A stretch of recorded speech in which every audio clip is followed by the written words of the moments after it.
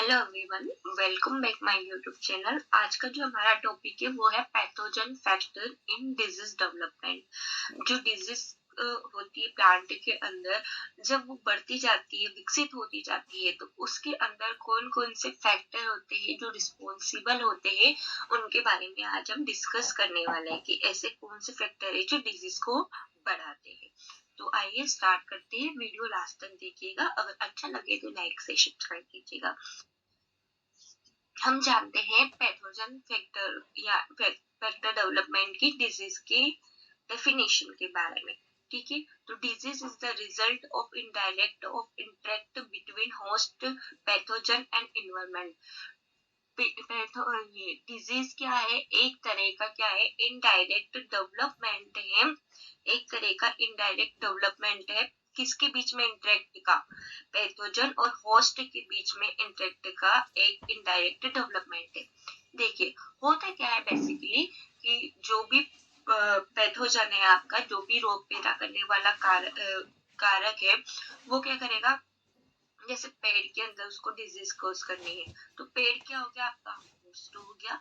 और जो जो जीव या जो भी है जो डिजीज पैदा कर रहा है, रोग पैदा कर रहा है, वो क्या हो गया? आपका पैथोजन हो गया। तो ये पैथोजन इस पेड़ पे आएगा, मतलब होस्ट पर आएगा, और ये दोनों इंटरेक्ट करेंगे। और इंटरेक्ट करने के बाद में क्या होगा? डिजीज होगा। तो डिजीज क्या है? ये डिजीज एक इनडायरेक्ट रिजल्ट है इंटरेक्शन का, होस्ट और पैथोजन के इंटरेक्शन का। ठीक है, it is generally illustrate by a triangle called as a disease triangle. अब देखो, डिजीज के लिए तीन चीजें रोल करती है ना? तीन चीजें इंपोर्टेंट होती है। फर्स्ट तो क्या है? होस्ट होना चाहिए। सेकंड क्या है? पैथोजन होना चाहिए। और थर्ड क्या है? इन्वायरमेंट होना चाहिए। तो ये तीनों चीजें मिलकर क्या बनाती है? डिजीज ट्रायंगल बनाती है। अब आप आगे जानते हैं कंडीशन ऑफ डिजीज डेवलपमेंट। अब डिजीज को बढ़ाने के लिए क्या क्या कंडीशन होनी चाहिए, तो हम देखते हैं। Host should be susceptible. Host क्या होना चाहिए? ससेप्टेबल होना चाहिए रोग को पैदा करने के लिए। Pathogen should be variant. Pathogen क्या होना चाहिए? फैलने वाला होना चाहिए, जैसे कि एक जगह से दूसरी जगह पर जाकर क्या कर दे? रोग पैदा करना चाहिए। और एनवायरमेंट क्या होना चाहिए? फेवरेबल होना चाहिए। अगर जो होस्ट को, जो पैथोजन को इन्वायरमेंट चाहिए, वही इन्वायरमेंट होगा तभी तो डिजीज पैदा होगी ना। अगर इन्वायरमेंट सही है तो डिजीज पैदा नहीं होगी। तो इन्वायरमेंट क्या होना चाहिए? होस्ट और पैथोजन के अकॉर्डिंग फेवरेबल होना चाहिए। ये कंडीशन होनी चाहिए डिजीज डेवलपमेंट के लिए। देखिए, डिजीज ट्रायंगल कैसे बनता है? तीन चीजें रिक्वायर करती है। एक इन्वायरमेंट होना चाहिए होस्ट और पैथोजन के अकॉर्डिंग। होस्ट, पैथोजन और इन्वायरमेंट जब तीनों एक साथ मिल जाते हैं तो क्या करते हैं? डिजीज को डेवलप करते हैं। अब होस्ट फैक्टर जानते हैं अपन कि होस्ट कैसा होना चाहिए डिजीज के लिए। Susceptibility of host and distribution of host. उसमें रोग पैदा करने की क्षमता होना चाहिए और फैलने की क्षमता होना चाहिए। Stage and type of crop, वो जिस स्टेज पर चाहिए अपन को, है ना, क्रॉप पर जिस स्टेज पर रोग पैदा करना है उस स्टेज पर होना चाहिए। Distance of host from primary source of inoculum. जो स्टेज है उसका जो प्राइमरी इनोकुलम है, मतलब जहाँ पे उनकी जड़ है, उससे थोड़ा ऊपर होना, ऊपर अगर वो करता है तो डिजीज पैदा हो सकती है। Density and distribution of host, degree of genetic uniformity, monoculture, ये सभी क्या होना चाहिए? होस्ट के फैक्टर होना चाहिए, तभी क्या होगा? डिजीज डेवलप होगी। अब जानते हैं हम पैथोजन फैक्टर के बारे में। अभी हमने जाना कि होस्ट कैसा होना चाहिए, अब जानेंगे हम पैथोजन कैसा होना चाहिए। प्रेजेंस ऑफ वायरुलेंट पैथोजन, यानी कि वायरुलेंट होना चाहिए, वो डिजीज को पैदा करने वाला होना चाहिए, फैलाने वाला होना चाहिए। Amount of primary initial inoculum, dispersal of inoculum, inoculum के पर डिस्पर्स हो जाए। रिप्रोडक्शन रेट होना चाहिए उसके अंदर, बर्थ रेट हाई होना चाहिए। And death rate of pathogen, ठीक है, लाइफ साइकिल पैथोजन की रोल करती है।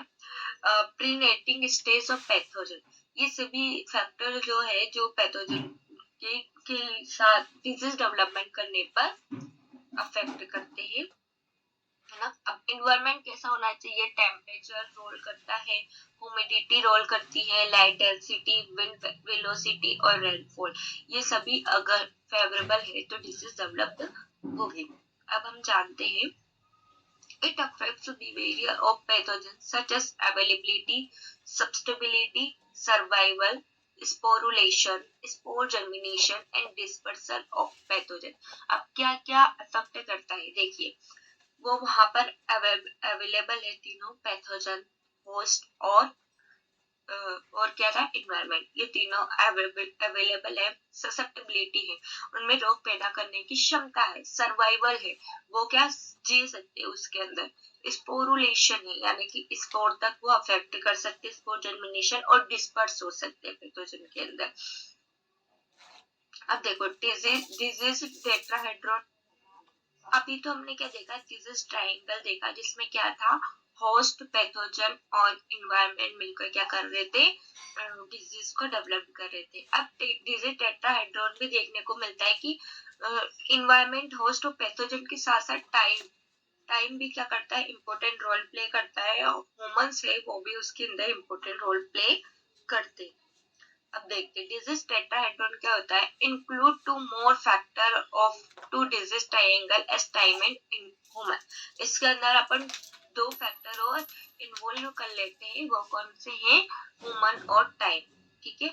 देन टाइम फैक्टर और ह्यूमन फैक्टर को जान लेते हैं अपन, specific point of time and duration at which the event take place, duration and frequency of favorable temperature and rainfall, time of appearance of factor, duration of disease cycle। इन सभी में अगर as it is time पर अगर ये होता है तो वो डिजीज डेवलपमेंट में हेल्प करता है। देन ह्यूमन फैक्टर कैसे करता है, cultivation practice and manipulation of microclimate resulting into disease development, choice of crop in given area, time and planting, density of plant, application of fertilizer and plant protection measures और improper storage। यानी कि ये सब अगर होगा, जैसे कि cultivation वगैरह के टाइम पे ध्यान नहीं देते हैं, कुछ ऐसी क्रॉप का चॉइस कर लिया जो पहले से डिजीज्ड है, गलत टाइमिंग रख ली प्लांटिंग की, है ना, डेंसिटी एक्यूरेट नहीं दी उन्होंने, जो फर्टिलाइजर डाला है वो सही से नहीं डाला है, और स्टोरेज अगर किया है तो वो सही से नहीं किया है, तो वो डिजीज डेवलप के लिए हार्मफुल होती है। देन तो हमने जाना कि डिजीज ट्रायंगल के अंदर क्या था, पैथोजन फैक्टर, पैथोजन और होस्ट और इन्वायरमेंट, ये तीनों मिलकर क्या करते हैं, डिजीज डेवलप करते हैं। ये क्या क्या होते हैं, ये फैक्टर ही हमने जाने। देन हमने देखा कि डिजीज टेट्राहेड्रॉन भी होती है, उसके अंदर हमने टाइम और ह्यूमन फैक्टर के बारे में जाना है।